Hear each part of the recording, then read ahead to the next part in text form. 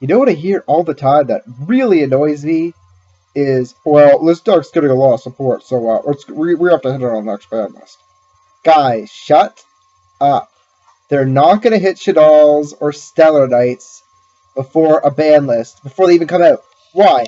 Okay, first off, if we did that, look at its sectors. That deck looked stupidly broken, and it didn't do anything in its time. It was like behind Rabbit and Windup.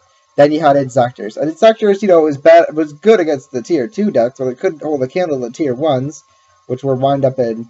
Well, it could beat Windup. You just didn't need to get hand looped. It was... You could come back from it. I don't know. They just had a good side against you, though, especially with Shock Lock. But that's not either here nor there. The point is that a set actually has to come out, and the deck has to prove itself to be broken before it's get hits. We're not just going to preemptively hit decks. I can't believe I've been hearing a lot of people say, a lot of respected YouTubers actually say, we need to hit Judge or Dragon. What do you mean we need to hit Judge or Dragon? Because Lightsword's getting new support? That doesn't make sense. And it's not just about Lightsword. I know I'm talking about Lightsword a lot lately, but that's about a lot of other decks. Like, Shaddolls are broken. I'm going to admit, Shaddolls will probably take another break when Shaddolls come out. I know I take a break every 2 weeks, but last time I took a break wasn't out of rage, which is terrible. But you gotta understand, Konami, first off, Konami needs to sell this shit. Second off, Konami, it's not Konami's job to balance it, Decks can sometimes just have a surprisingly bad matchup. Like I said, Geargia have a bad matchup against Insectors. Now, I said Geargia would be tier 1, they are probably one of the best decks, but I've been seeing a lot more Insectors in top 8s recently. It's probably why, because, if I'm going to go to regional, I'm a budget player. I might as well just play Insectors and hope for the best. Geargia is a lot cheaper than Artifacts, so you'd probably see more Geargia decks than Artifact decks. So you're probably going to have more, you flip the coin a little bit there, but you'll probably have over half your matches as a good matchup, because you'll probably be against a lot of Geargia, or against a lot of things that are just neutral against the sectors. Okay, if you're a company like Konami, why does it make sense? Oh, we better hit this structure deck and not make it broken, because we don't want people to abuse it. Or do you,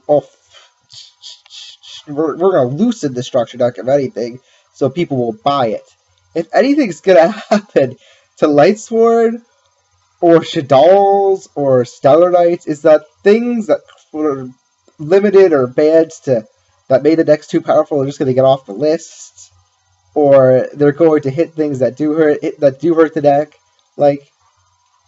What people want doesn't make sense. I know you want the game to be balanced, and I made a video about why Yu-Gi-Oh! Will never be balanced, but you have to understand, this is every card game. There's going to be bad formats you have to put up with, okay?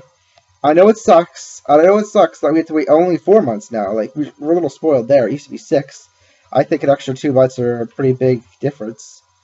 And it's not even Konami Japan making a ban list. Can you imagine if it was still them making the ban list?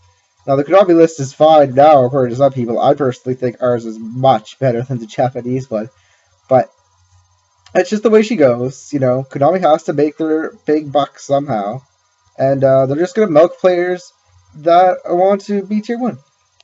It's actually kind of good for you in a bad format, because you can get tier 1 decks for the next format really cheap.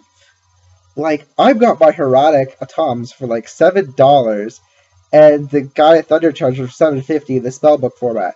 And that was really good, because they both climbed up to $15 later on when the ban list fell down. Being able to make a tier 1 Herodic deck for that kind of money is just great.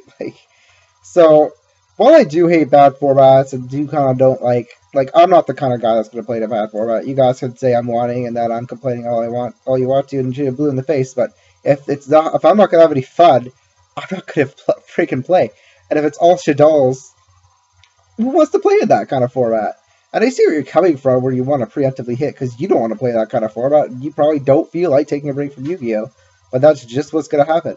So just take advantage of the savings, build some decks you always wanted to build. I bet you Herodic will be cheap again. I mean, Herodic Ruler, unless the Dragon Rulers get killed.